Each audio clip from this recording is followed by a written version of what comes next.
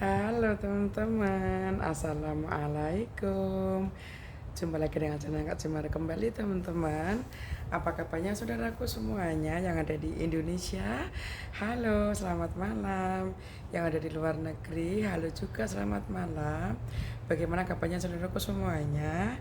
Mudah-mudahan kalian semua selalu dengan keadaan sehat walafiat, selalu dalam dengan Allah Subhanahu wa taala, dimudahkan rezekinya, dipanjangkan umurnya. Jangan lupa berdoa teman-teman dan selalu bersyukur teman-teman. Bersyukur itu adalah nikmat Allah yang paling indah yang ada di dunia ini teman-teman ya.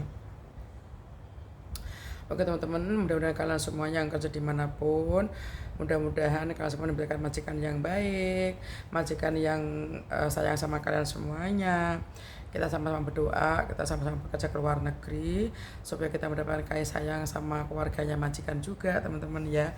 Pokoknya kita selalu berdoa, mudah-mudahan kalian semua juga nyaman dan aman ada di luar negeri, mudah-mudahan ada perlindungan Allah Subhanahu wa taala dan lindungan Bapak Presiden, juga perlindungan semuanya yang melindungi kita di luar negeri teman-teman ya. Kita doain sama-sama, mudah-mudahan kita di sini pada sehat selalu teman-teman ya. Oke teman-teman, Kak Jemar mau cerita sebentar mengenai selama Kak Jemar kerja di luar negeri, selama ada di luar negeri itu Kak Jumar banyak cerita, banyak banyak yang Kak Jumar mau ceritain, banyak sekali pokoknya. Kak Jumar mau cerita yang pendek-pendek aja. Awal Kak Jumar kerja ke luar negeri itu tahun 2000 teman-teman. Tahun 2000 itu kan ada cerita tuh, tahun 2000 nanti semua serba serba mesin kan. Tahun 2000 kerja serba mesin, berjalan berlari menggunakan mesin, makan dan minum. Udah yang gitu teman-teman ya. Itu pas itu Kak Jumar tahun 2000 itu orang tua Kak Jumar tuh meninggal dari Kak Jumar umur 22 tahun kalau nggak salah teman-teman. Akhirnya waktu orang tua aku masih hidup, aku selalu bilang sama orang tua aku bilang, mak, orang-orang Jawa kan manggilnya mak ya, mak aku tak kerja ke luar negeri ya mak, nanti kalau dapat duit nanti kamu bisa senang uripnya mak, hidupnya mak, kamu jaga anak aku dua ya mak. Aku nggak mau nduk anakmu nangis sing jogo sing engko sapa sing nganu arep ngrumati, sapa sing arep golek kowe ning ndi ra roh gitu. Alhamdulillah mamaku nggak boleh itu, jadi umur 4 tahun itu mamaku meninggal. Jadi anak kok 4 tahun, bukan, maksudnya dari selama 4 tahun anakku yang kecil itu sudah umur 4 tahun ya, umur 4 tahun atau anakku yang kecil meninggal baru umur setahunan lebih gitu. Terus anakku umur 4 tahun mamaku udah meninggal. Dari anakku umur setahun itu mamaku meninggal, bapakku meninggal, nggak beda tahun teman. Jadi orang tua aku mau nyatus hari, terus orang tua aku perempuan menyusul gitu. Akhirnya lama kemudian anakku gede teman-teman, umur 3 tahun setengah yang kecil, yang perempuan umur 8 tahun. Aku bilang sama tetangga aku yang marung gitu teman-teman, yang marung, waktu itu aku baru baru punya musibah sedikit ya. Jadi musibahku belum selesai, terus aku bilang sama marung itu, aku bilang kalau nanti ada orang nyariin kerja ke luar negeri, aku mau kerja kataku gitu. Terus nggak lama kemudian tuh aku baru balik rumah teman-teman, malamnya tuh udah datang ke rumahku, katanya Mak D, panggil aku tuh kalau orang desa kan bilang Mak D gitu ya. Jadi ada orang cari itu Mak D pergi ke luar negeri, katanya di Arab Saudi, eh, nggak, sudah ada visa gitu. Jadi visa itu tinggal berangkat gitu, nggak usah nunggu lama-lama kata dia. Padahal waktu itu teman-teman aku tuh nggak bisa baca bener, nggak bisa nulis bener, karena namanya orang kampung dulu kan sekolahnya nggak sampai SMA, SMP, teman-teman paling SD, MI gitu ya. Aku tekad pergi teman-teman, pokoknya ceritanya panjang sekali. Terus aku bilang ke anak-anak aku berdua, aku setiap malam aku tidurin sambil aku ceritain ini ceritain itu, nanti kalau mama kerja, mama cari duit, nanti kamu bisa sekolah, kamu bisa makan enak, kamu bisa punya rumah bagus. Jadi mama itu bekerja untuk kamu berdua biar kamu bisa sekolah, kamu bisa kayak teman-teman, bisa punya segala-galanya. Kalau mama nggak kerja nanti kamu nggak punya apa-apa gitu, nanti sama adik sama bapak di rumah gitu. atau yang perempuan tuh bilang iya mak gitu, atau yang kecil juga bilang iya mama gitu. Tapi yang perempuan tuh rada-rada karena tinggal ke wong tuane kayak gimana sih rasanya yo, nama umur lagi segitu makanya kerja pokoknya ngeri banget teman-teman. Pokoknya mungkin teman-teman mungkin semua orang ngalami ya, ini cerita Kak Jumar ya. Udah itu 2 minggu kemudian bilang pergi teman-teman, mau berangkat ke Jakarta gitu. Ya Allah rasanya teman-teman kayak pokoknya nggak bisa merasakan gitu. Pokoknya udah buntu hatinya. Udah sampai di Jakarta, ketemu temen banyak sekali, ribuan. Kalau bisa tuh ribuan, nah jutaan nggak tahu, yang nggak bisa ngitung, nah ribuan tuh pokoknya ada banyak teman-teman, pokoknya bermacam-macam quality, ada yang ini, ada yang itu, ada yang mana. Alhamdulillah teman-teman, apa yang dibilangin yang warung tadi, bilang katanya Mak D terus terbang 2 minggu, tapi alhamdulillah teman, belum 2 minggu, baru 12 hari kita udah terbang ke Arab gitu teman-teman. Sampai Arab, karena kita orang kampung teman-teman ya, nggak tahu kerja apa, mau nyambut gawe apa, orang nggak tahu bicara sana, nggak tahu ngomong cara Arabnya kayak gimana, semua nggak tahu pokoknya. Ya Allah, bagaimana caranya, makanya juga beda makan Indonesia, makanya dicampur sana dicampur sini, pokoknya nggak karu-karuan pokoknya. Alhamdulillah betah sampai 3 tahun dia ya teman-teman. Tapi tangannya itu ajur, tangannya itu ajur, karena ajuri itu bukan karena apa teman-teman, karena di sana itu hawanya, iklimnya tuh nggak sama teman-teman di Indonesia. Di sana kalau panas itu, kalau wudhu muka bisa jadi hitam semuanya. Jadi saya di Saudi 3 tahun tuh muka aku jadi hitam semuanya. Di Singapura oke teman-teman gitu, nggak tangan juga nggak pecah, nggak apa-apa gitu, bersih, nggak ada pecah-pecah. Di 20 tahun nih di Singapura nih nggak ada apa-apa, tanganku oke. Tapi kalau di Saudi, kalau malam nggak megang air, berdarah-darah teman-teman di Saudi itu. Makanya kemarin aku pergi umroh itu di Madinah yang tahun 2003 juga sama. Tahun 2019 juga sama.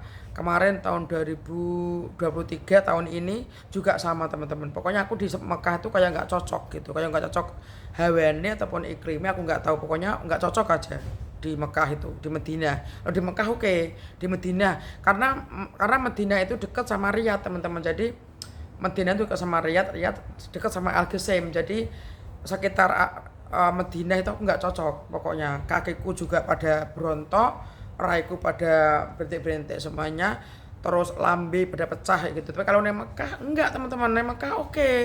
Di Madinah pecah kabeh, pergi Mekah semuanya oke, nggak ada yang sakit gitu.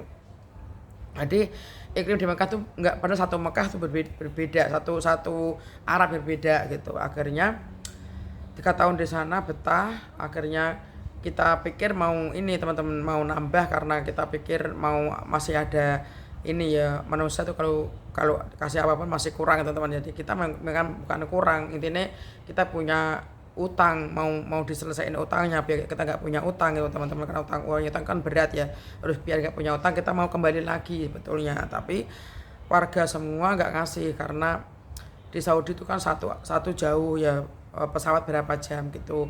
Coba kamu kerja ke Singapura, mungkin kalau kita pikir pun nggak terlalu jauh di Arab gitu. Akhirnya kita pindah ke Singapura gitu teman-teman. Tapi di Arab 3 tahun itu perjalanan tuh panjang sekali, sampai aku arek balik neng Jowo itu dikasih tahu majikan tuh last menit teman-teman.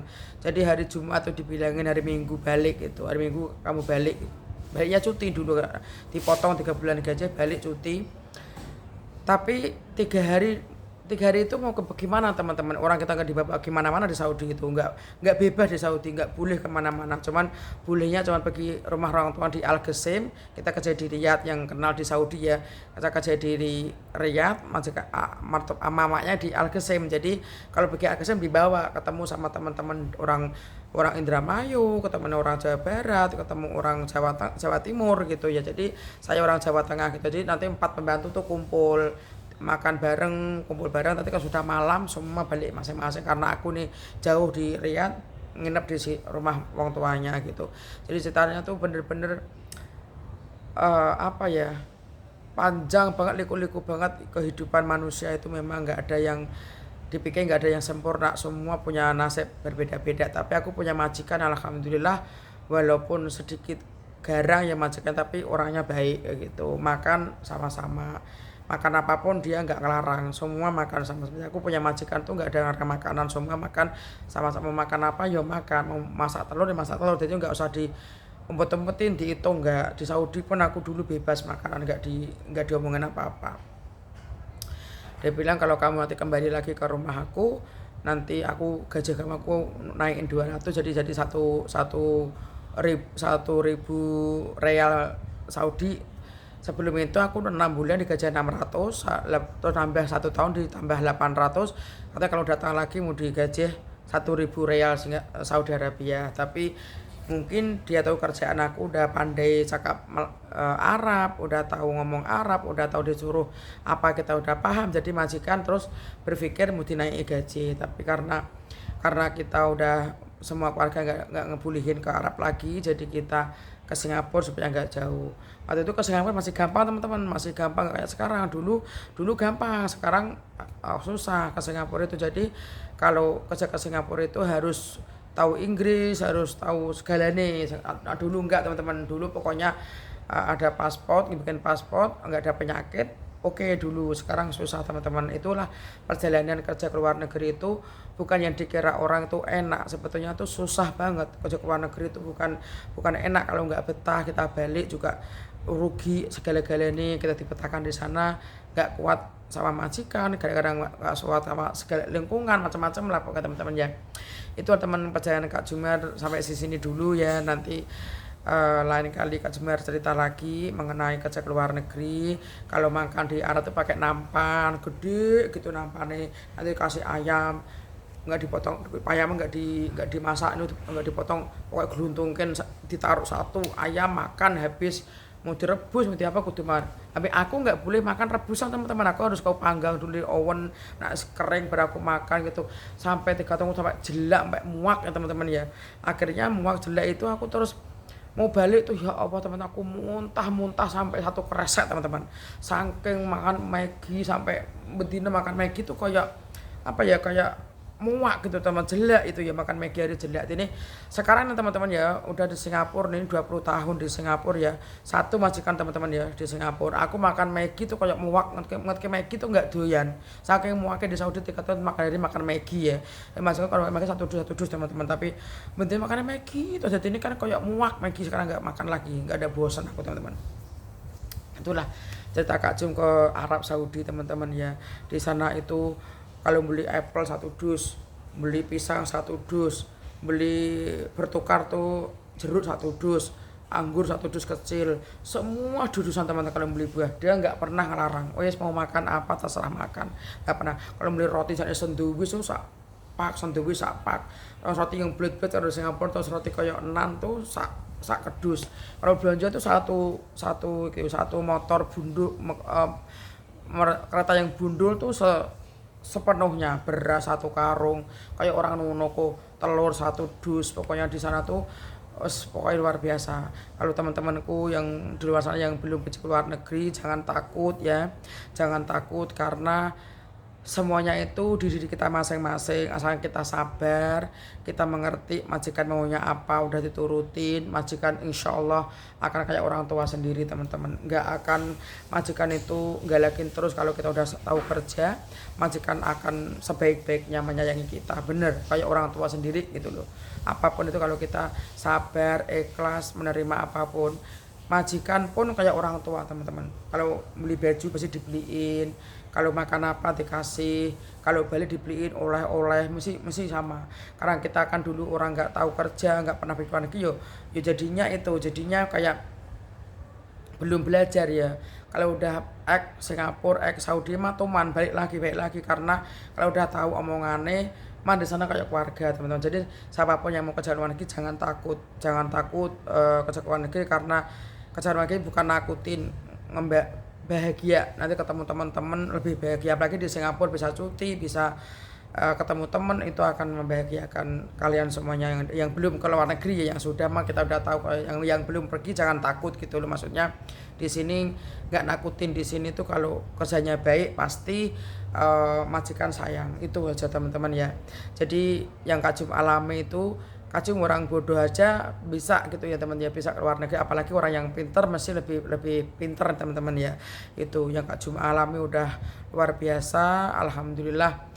Anak-anakku mengerti, orang tuanya kerja ke luar negeri mengerti, alhamdulillah. Dua-dua anakku saya udah sukses teman-teman. Makanya jangan berhenti berdoa, jangan berhenti berusaha. Suatu saat nanti usaha kalian pasti akan dibalas sama Allah, akan dijawab sama, akan bahagia. Kerja ke luar negeri itu jangan dibilangin apa ya, oh pembantu, oh kerja apa, jangan. Karena semua pekerjaan di luar negeri ini, di Indonesia, di mana-mana pekerjaan itu sama. Cuma presinya apa beda-beda kerjaan. Ada yang jadi tukang sampah, ada yang jadi pembantu, ada yang jadi dokter, ada yang jadi bidan, perawat, ada yang jadi polisi, bermacam-macam pokoknya ada. Itu semuanya pekerjaan, cuman berbeda-beda nama, itu aja teman-teman. Jadi pembantu ya bekerja, yang majikan juga bekerja, ya kan? Majikan kerjanya pembantu kerja ke majikan, semua diulang-alik itu sama sebetulnya di dunia ini teman-teman. Makanya Allah bilang nggak ada beda-bedain, sama ya teman-teman ya. Semua di mata Allah tuh semua manusia tuh sama. Jadi kita nggak usah berpikir yang macam-macam. Kalau yang kalian semuanya lihat video Kak Jum, kalau mau kerja ke luar negeri jangan takut, jangan sedih, karena di sini cari duit buat anak-anak sekolah supaya anaknya jadi orang, jadi pinter, bekerja ke negara sendiri, orang tuanya berjuang, anak-anaknya yang menjalankan sekolahnya supaya nanti kelak anaknya bisa jadi dokter, bisa jadi perawat, bidan, polisi, orang tua jadi bahagia dan bersyukur teman-teman ya. Bangga itu boleh diomongin, tapi paling baik itu bersyukur teman-teman ya. Syukur itu nikmat Allah, apapun itu disyukuri, dinikmati, tenang, insya Allah akan mulus, akan sukses, amin ya rabbal alamin. Oke teman-teman, sekarang Kak Jumar cerita mengenai pekerjaan Kak Jumar waktu ke luar negeri dari tahun 2000 sampai sekarang. Perjalanannya berliku-liku, tapi alhamdulillah walaupun susah sedikit perjalanannya, alhamdulillah sekarang asal kita sabar, kita menjalankan pekerjaan itu sabar, tenang, nggak mikir macam-macam, didukung keluarga, dukung anak, suami, semua dukung. Alhamdulillah, amin ya Allah ya rabbal alamin. Sekarang Kak Jumar sudah bahagia teman-teman, anak-anak udah bekerja, Kak Jumar masih di Singapura, cari rezeki buat kita sendiri, buat sedekah, buat amal, insya Allah jadi berkah, amin. Oke teman-teman yang di luar sana, halo, mudah-mudahan jangan takut ke luar negeri, karena majikan di sini nggak ada yang nakutin, asalkan kita kerja bener, kita kerja menuruti apa kata majikan, pasti akan disayangin. Apa kata Kak Jum, kalian turutin. Kak Jum udah ngerasain semuanya itu. Satu, majikan nyuruh apa, iya mem, iya bos, iya kak, iya siapapun namanya bos itu, iya nih apapun yang dia suruh kita kerjain, insya Allah pasti suatu saat nanti majikan akan sayang sama anak kalian juga. Oke teman-teman, ini cerita Kak Jum di sini karena Kak Jum buka YouTube, Kak Jum mau cerita sedikit. Kalau siapapun yang suka cerita Kak Jum ya alhamdulillah, kalau nggak suka ya nggak apa-apa. Cuman inilah cerita Kak Jum selama kerja ke luar negeri, ceritanya kayak gitu, tapi nggak menakutkan, nggak menyedihkan, cuma cerita aja teman-teman. Ini cerita, jadi aku nggak merasa sedih, nggak merasa kayak kecewa, enggak ada. Aku malah selalu bersyukur kalau bisa ngucap beribu-ribu bersyukur. Terima kasih kakak, terima kasih bosku yang di Saudi, mudah-mudahan kalau bosku masih hidup mudah-mudahan paringi panjang umur, sehat selalu. Halo Ali, halo Asem, halo Nandir namanya, halo Asyah namanya, anak-anaknya majikan juga aku masih tahu semuanya. Asem, Nandir, terus Asem, Nandir, satu lagi siapa ya lupa, tadi aku yang lupa.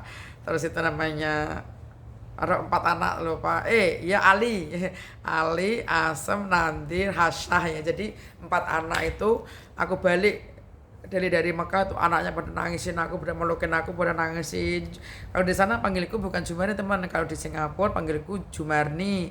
Kalau di Arab Saudi panggilnya halo Jom. Jadi di Saudi itu nama aku diganti nama Jom gitu teman-teman. Jadi manggilnya tuh Jom, Jom, Jom gitu. Ya gak apa-apa, dia ngasih nama Jom. Yang penting nama aku masih Jumarni gitu teman-teman ya. Oke teman-teman, bikinlah cerita Kak Jum di Arab Saudi. Di Arab Saudi bawa majikanku umroh teman-teman ya. Jadi waktu di Saudi dibawa majikanku, di Singapura dibawa majikanku juga, kakakku juga. Kemana aku pergi sendiri teman-teman. Oke, kalau kalau kalian semuanya pada mau kerja ke luar negeri, jangan takut. Insya Allah kalian semuanya nanti akan mendapatkan keberkahan dari Allah, bisa pergi umroh, bisa haji, bisa nyukurin anaknya, tuh luar biasa teman-teman. Di Singapura tuh nggak nakutin, nggak ngapa-ngapain. Di sini tuh sama dengan di dunia ini semua hampir sama. Kemarin Pak Kakak semua turun di Qatar juga sama, di Medina juga sama, Riyadh juga sama, Arab Saudi, semua dunia itu sama, cuma berbeda-beda nama aja teman-teman ya. Oke teman-teman, kalau kalian suka video Kak Jumer, cerita sedikit mengenai perjalanan Kak Jumer pergi ke luar negeri, nggak ada menakutkan, nggak ada apapun, semuanya berjalan dengan mulus kalau kita udah direstui keluarga, tetangga nggak lah, tetangga taunya tahu kita ke luar negeri itu aja ya. Pokoknya satu direstui keluarga, kita niat tulus, insya Allah akan berkah, akan membahagiakan teman-teman ya. Oke teman-teman, wassalamualaikum warahmatullahi taala wabarakatuh. Selamat malam, selamat tidur. Mudah-mudahan kalian semua mimpi indah ya teman-teman. Saya selalu berdoa buat kalian semuanya, buat anakku, buat keluargaku. Semoga pada sehat selalu, diberikan rezekinya, dipanjangkan umurnya. Mudah-mudahan Allah ijabah doa-doa Kak Jumer. Amin ya rabbal alamin. Bye bye. Selamat malam. I love you so much. Bye.